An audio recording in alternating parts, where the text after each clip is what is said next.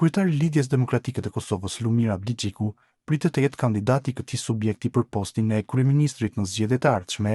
Abdixhiku ka sinjalizuar gjithashtu hapjen e LDK-s drejt një konfigurimi më të gjerë politik, duke mos përjashtuar mundësinë e përfshirjes së nismës socialdemokrate të Fatmir Limajt në listën e kandidatëve. Politologu Fehredin Majkovci, në një prononcim për Bota Sot, ka komentuar këtë zhvillim duke theksuar se në kushtet aktuale politike, koalicionet parazgjedhore që mund të duken ideologjikisht të panatyrshme nuk janë të pazakonta për Kosovën.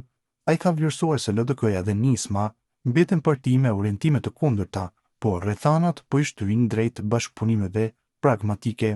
Për bindjen time, çdo kryetar partie duhet natyrshëm të synojë postin e kryeministrit, përndryshe, vështirë të kuptohet motivi i qëndrimit në krye të një subjekti politik. Udhëheqja e një partie nuk kupton përgjegjësi, vizion dhe ambicie për të qeverisur vendin. Ecuria politike gjatë këtij viti ka qenë njerëzakonisht pasive, çka ka provuar në situatë të pazakonshme. Vendi po shkon drejt dy palë zgjedhjeve për kuvendin. Kjo anomali institucionale i ka shkaktuar dëme të konsiderueshme Kosovës dhe njëkohësisht ka ofruar disa parti ndërmjet vete duke larguar të tjerat. Në këtë klim nuk përjashtohet as mundësia koalicioneve që ideologjikisht duken të panatyrshme.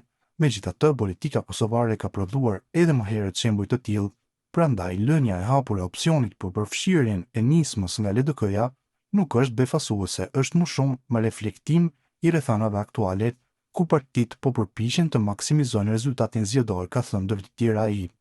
Gjithashtu, Majkovci ka shpjeguar më tej se LDK dhe Nisma mbeten parti me orientime të kundërta ideologjikisht, por rrethanat aktuale politike po i shtyjnë drejt konfiguruarjes së mundshme pragmatike. Ideologjikisht LDK-ja dhe Nisma janë subjekte të kundërta, njëra e qendrës së djathtë, tjetra me prirje më të majta. Në teori këto parti do të duhej të garonin kundra njëra tjetrës se jo të bashkoheshin, por rrethanat aktuale politike po shtyjnë drejt konfigurimeve më pragmatike se sa ideologjike. Nisma, duke qenë se rrezikon të mos e kaloj pragun zgjedhor, po kërkon një mënyrë për të mbetur pjesë e skenës parlamentare. Koalicionet parazgjedhore kanë qenë në praktik e saj e përsëritur që nga themelimi. Kjo lëvizje pra mund të lexohet si tentativë për të siguruar mbijetesën politike.